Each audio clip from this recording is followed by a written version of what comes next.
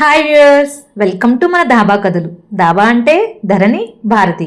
ఈరోజు ధరణి వాళ్ళ స్టైల్లో వంకాయ కారం అంటే వంకాయ పచ్చడి ఎలా చేస్తామో చూద్దాం. దానికోసం 4 వంకాయలు, 3 ఉల్లిపాయలు, 3 టమాటాలు, నిమ్మకాయ సైజ్ చింతపండు, కొంచెం కొత్తిమీర తీసుకోవాలి. అలాగే 1 స్పూన్ జీలకర్ర, 1 స్పూన్ ధనియాలు, 2 రెమ్మల కరివేపాకు, అలాగే 10-15 ఎండుమిర్చి తీసుకోవాలి. స్టవ్ ఆన్ చేసుకొని మీ దగ్గర అలాంటి గ్రిల్ ఉంటే పెట్టుకోండి, లేదంటే డైరెక్ట్గా వంకాయల్ని కాల్చుకోవచ్చు. వంకాయలకి ఎక్కడా స్పేస్ లేకుండా మొత్తం అంతా నూనె పట్టించండి. ఇలా నూనె పట్టించిన వంకాయల్ని ఆ గ్రిల్ మీద పెట్టేయండి. వంకాయ పచ్చడికి కానీ గుత్తి వంకాయకి కానీ ధరణి వాళ్ళు ఈ టైప్ వంకాయలను మాత్రమే యూస్ చేస్తారు. వంకాయలు బాగా నల్లగా లోపలంతా మగ్గిపోతుంది. అప్పటిదాకా వీటి మీద కాల్చండి తిప్పుకుంటూ. నూనె రాసాం కాబట్టి మంట పెరుగుతుంది, కొంచెం జాగ్రత్తగా చూసుకోండి.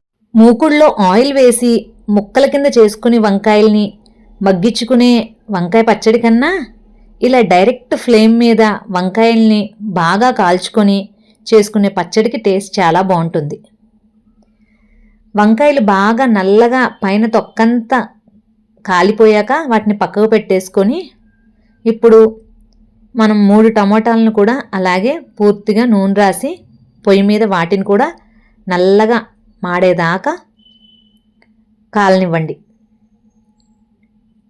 ఈ ఫ్లేవర్ చాలా బాగుంటుంది పచ్చడికి.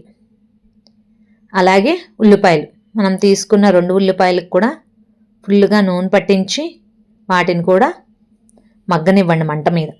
దగ్గరే ఉండి వాటిని ఏదన్నా ఒక ఫోక్ సహాయంతో కానీ ఏదన్నా గరిటె సహాయంతో కానీ వాటితో తిప్పుకోండి మొత్తం అన్ని వైపులా పూర్తిగా కాలేదాకా. మీరు ఒకటి గమనించండి, ఈ పచ్చడి మనకి చాలా తక్కువ నూనెతోనే తయారైపోతుంది. ఎక్కువ నూనెలు వేయక్కల్లా, కానీ టేస్ట్ మాత్రం చాలా బాగుంటుంది. మనం వీటికి పైన రాసాం నూనె, అది ఎలాగో ఇవి కాలడానికి సరిపోయింది. మనం లోపలికి కన్జ్యూమ్ చేసేది ఉండదు. ఇలా కాల్చుకున్న వాటన్నిటిపైన తొక్క తీసేయండి. చూడండి పైకి ఎంత మాడినట్టున్నా అవి ఒలిసాక నార్మల్గానే ఉన్నాయి.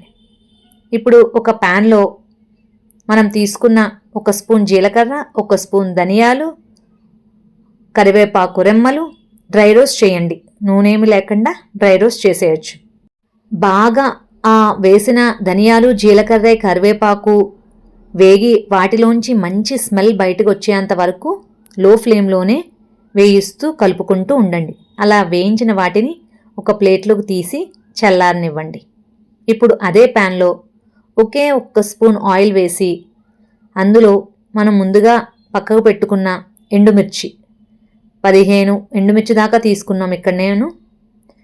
తీసుకొని వాటిని ఒక్కసారి వేయించండి, అవి క్రిస్పీ అయ్యేంత వరకు వేయించుకున్నాక వీటిని కూడా ఒక ప్లేట్లోకి తీసుకొని చల్లారబెట్టుకుందాం మనం. ఇప్పుడు వీటన్నిటిని ఒక రోట్లో వేసుకొని నలుపుకోవడమే. ఇంకా వేరే చోట ఎక్కడ మనం ఆయిల్ యూస్ చేయం. ఇలా మొత్తం అన్నీ సిద్ధంగా ఉన్నాయి. ఒక ఎల్లుల్లిగడ్డని ఒలిసి పక్కన పెట్టుకున్నాము. అలాగే మనం ముందుగా తీసుకున్న నిమ్మకాయ సైజు చింతపండును కూడా వేడి నీళ్ళల్లో నానబెట్టి ఉంచుకున్నాం.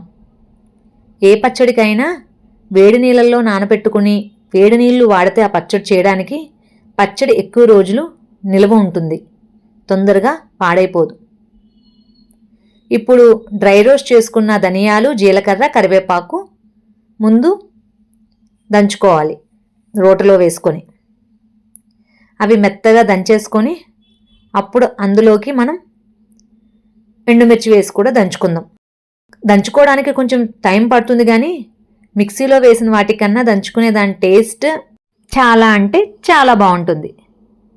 ఈ ఎండుమిర్చి ఆల్రెడీ మనం వేయించుకొని ఉన్నాం కాబట్టి అవి క్రిస్పీగా అయ్యాయి కాబట్టి దంచుకునేటప్పుడు త్వరగా అయిపోతాయి. అందులో తగినంత రాక్ సాల్ట్ వేసుకోండి. వేసుకొని మళ్ళీ దంచేసుకోండి. మెత్తని పొడి అయ్యేంత వరకు దంచేయండి. చూడండి ఇలా అయిపోవాలి.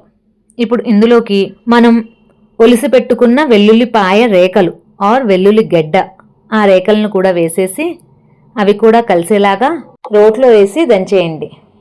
ఇప్పుడు నానబెట్టుకున్న చింతపండు నిమ్మకాయ సైజు నీళ్లు పోయకుండా ఓన్లీ చింతపండుని సపరేట్ చేసుకొని వేసి చింతపండు కూడా ఎండుమిర్చి పొడితో కలిసేదాకా దంచుకోండి. కావలసినప్పుడు కొంచెం కొంచెం నీళ్ళు కావాలంటే పోసుకోవచ్చు.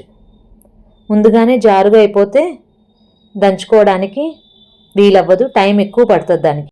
రోజు కూరలు తిని నోటికి బోర్ అనిపిస్తే ఇలా రోటి పచ్చడి చేసుకొని తినడం వల్ల ఒక్కరోజు మొత్తం అన్నమంతా ఆ పచ్చడితోనే తినేయచ్చు.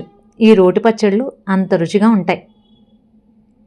ఇప్పుడు అందులోకి మనం కాల్చిపెట్టుకున్న టమాటాలను కూడా వేసి కలిపేసుకోవాలి. టమాటోల నుంచి నీరు వస్తుంది కాబట్టి జాగ్రత్తగా కొంచెం మెల్లగా వాటిలోంచి నీరు మొత్తం బయటకు వచ్చేదాకా మెల్లగా దంచండి. మొత్తం 3 టమాటాలు తీసుకున్నాం, 3 వేసేసి దంచేయండి. చాలా రకాలుగా వంకాయ పచ్చడిని చేస్తారు. ఒక్కసారి ఈ రకంగా చేసి చూడండి. మొత్తం వేసే అన్నిటినీ కూడా కాల్చి టేస్ట్ వేరేగా ఉంటుంది. ఇప్పుడు కాల్చి పెట్టుకున్న వంకాయలను కూడా ఒక్కసారి ఓపెన్ చేసి చూసుకుంటున్నాం. ఎందుకంటే మనం వంకాయ పలంగా కాల్చేసుకున్నాం కాబట్టి లోపల ఏమన్నా పురుగులున్నాయేమో ఒక్కసారి ఓపెన్ చేసి వాటిని చూసుకుంటూ వేసుకోవాలి. అందులో నా వంకాయలన్నీ బాగానే ఉన్నాయి, ఏమీ పురుగులు లేవు. అలాగే పక్కన ఉంచుకున్న కొంచెం కొత్తిమీర కూడా వేసేసుకోవాలి. వేసుకొని దంచేయండి. మొత్తం అన్నీ కలిసేలాగా మెత్తగా అయ్యేలా కచ్చాబచ్చానే అవుతాయి మనం రోటి పచ్చడి కాబట్టి దంచుకోండి. ఇప్పుడు ఇందులో కాల్చిపెట్టుకున్న ఉల్లిపాయల్ని తొక్కలు తీసేసి ఇలా రేకల్లాగా ఒలుసుకోవాలి. వాటిని వేసి కచ్చాబచ్చాగా దంచుకోండి. ఉల్లిపాయ ఏమీ మెత్తగా పేస్ట్ అయిపోవక్కర్లేదు, అందులో ఇలా ఉంటే సరిపోతుంది. అంతే, మన పల్లెటూరి స్టైల్ వంకాయ పచ్చడి రెడీ. చూసారా, నేను చెప్పినట్టే ఇంకెక్కడ మనం ఆయిల్ యూజ్ చేయట్లా, ఇంకా పోపు కూడా పెట్టుకునే అవసరం లేదు. ఇదే చాలా టేస్టీగా ఉంటుంది. కావాలంటే వేడివేడి అన్నంలో కొంచెం నెయ్యి వేసుకొని తింటే టేస్ట్ అద్భుత అనాల్సిందే. మీ ఇంట్లో వాళ్ళకి ఒక్కసారి ఇలా చేసి పెట్టేయండి. If you like this video, please like, share and subscribe. Thank you for watching.